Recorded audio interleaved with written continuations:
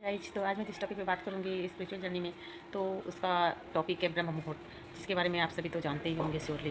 ब्रह्म मुहूर्त एक ऐसा मुहूर्त होता है जो 24 घंटे का सबसे मतलब कि सिग्निफिकेंट मुहूर्त होता है, जो कि नाम से ही जाहिर है एक मुहूर्त है। किसी भी चीज़ का जैसे मुहूर्त निकाला जाता है, वैसे ही ये ब्रह्म मुहूर्त है ही ऐसा क्रिएशन का समय। ब्रह्म मुहूर्त यानी कि ब्रह्मा यानी कि क्रिएशन।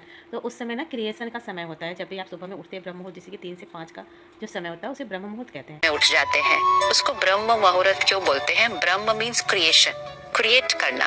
तो जो आपको अपनी लाइफ में क्रिएट करना है वो टाइम है उसके लिए।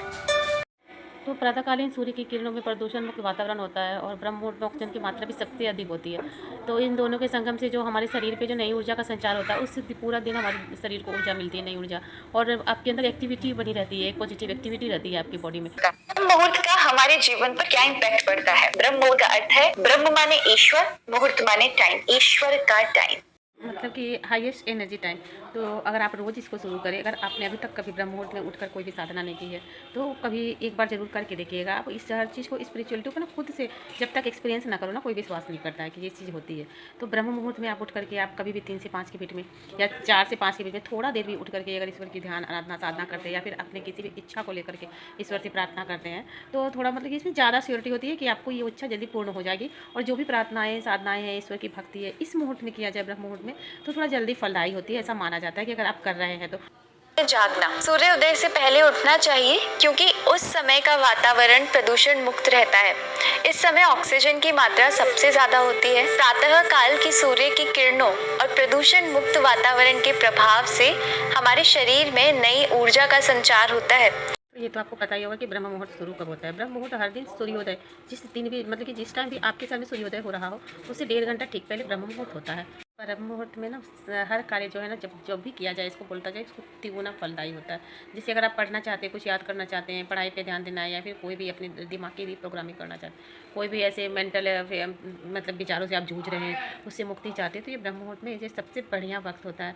ब्रह्म मुहूर्त में पढ़ा हुआ जल्दी याद होता है। इसको तो एक्सपेरिमेंट करके देख लीजिए। ब्रह्म मुहूर्त में उठने से आपकी जितनी भी फिजिकल या मेंटल प्रॉब्लम होती है ना, वो जल्दी जल्दी ही दूर हो जाती है, क्योंकि इसमें इतनी क्लैरिटी होती है माइंड में, और इतनी शांति होती है वातावरण में भी। आप जो कुछ भी अपने प्रोग्राम कर रहे होते हैं दिमाग में, उसको जल्दी से एक्सेप्ट कर लेता है। सबकॉन्शियस माइंड भी उसे जल्दी से एक्सेप्ट करता है। और अगर पॉजिटिव विचारों का इस समय पे, अगर आप पॉजिटिव विचारों को एक्टिवेट कर रहे हैं, क्रिएट कर रहे हैं अपने दिमाग में, अपने सोच में ला रहे हैं अच्छी अच्छी विचारों को, तो वो बहुत जल्दी आपकी धारणा में, मतलब कि आपके दिमाग में ये बैठ जाती है, आपकी धारणा में अच्छी होती जाती है, पॉजिटिव सोच होती जाती है। धीरे धीरे निरंतर इसका अभ्यास करते करते आपकी सोच पॉजिटिव हो जाती है, जो कि ना जो आपके फिजिकल और मेंटल हेल्थ के लिए बहुत ही ज़्यादा जरूरी होती है।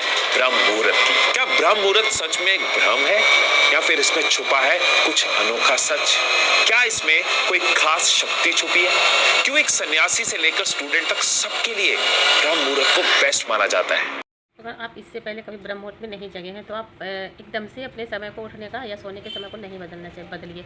अगर आपको उठना है, ब्रह्म मुहूर्त में उठना चाहते हैं, अगर आप ब्रह्म मुहूर्त के फ़ायदों को जानकर, सुनकर या किसी को देखकर बदलना चाहते हैं, तो आप धीरे धीरे अपने सोने और जागने के जो नियम है, सोने और जागने का समय में धीरे धीरे बदलाव कीजिए। एकदम से समय को बदलने से ये आपके ना प्रतिकूल प्रभाव डालता है आपके मन और मस्तिष्क और शरीर पर। आयुर्वेद के अनुसार भी एकदम से कोई भी समय बदलने से, खाने का समय या सोने का समय एकदम से नहीं बदलना चाहिए, उसे धीरे धीरे अपने व्यवहार में लाना चाहिए। फिर धीरे धीरे वो असर करती है। और ये सब ऐसी मतलब कि ऐसी आदतें हैं जो धीरे धीरे ही आपके शरीर और मन पे असर करती है। तो ब्रह्म मुहूर्त में जागने के इतने सारे फ़ायदे होते हैं। अगर आप तो वैसे भी पहले से जानते होंगे, सनातन में तो शुरू से, और भारत में ब्रह्म मुहूर्त में उठने की परंपरा शुरू से ऋषियों ने बनाई है। पहले तो गुरुकुल में होती थी, तो बच्चे भी ब्रह्म मुहूर्त में उठ करके अपनी सारी तैयारियाँ करते थे, पढ़ाई करते थे। अब बदल गए उतने। ब्रह्म मुहूर्त में उठने के इतने सारे फ़ायदे हैं। अगर आप हमेशा उठ के मतलब उठ के भी नहीं रह सकते कि 3 बजे से उठ जाए, तो आप बस कुछ देर के लिए भी 3 से 5 के बीच में उठ करके थोड़ा देर ब्रह्म मुहूर्त में बैठ ले, भगवान की आराधना कर ले, थोड़ा बहुत हल्का पानी पी ले, जैसा भी मौसम हो उस अनुसार, और थोड़ा बहुत प्रार्थना करके, वॉकिंग करके आप फिर से सो सकते हैं। ब्रह्म मुहूर्त में उठने से मतलब फिजिकल और मेंटल काफ़ी चेंजेज आते हैं। आपके अंदर कामनेस आती है, आपके अंदर सोचने समझने की शक्ति बढ़ती है, शांति आती है आपके दिमाग में, पढ़ने से जल्दी पढ़ा हुआ याद होता है, ध्यान भी जल्दी से लग जाता है। नाम से ही जाहिर है, ब्रह्म मुहूर्त तो ईश्वर का समय, सृजनकर्ता का समय है। तो सृजनकर्ता का समय है, तो कुछ तो विशेष महत्व होगा ही इस समय का।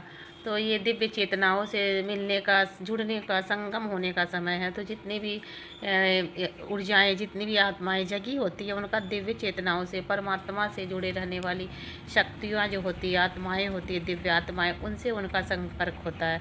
और धीरे धीरे उनमें बहुत ही पॉजिटिवनेस आ जाती है, सकारात्मकता आती है, सारी उनकी नकारात्मकता खत्म हो जाती है।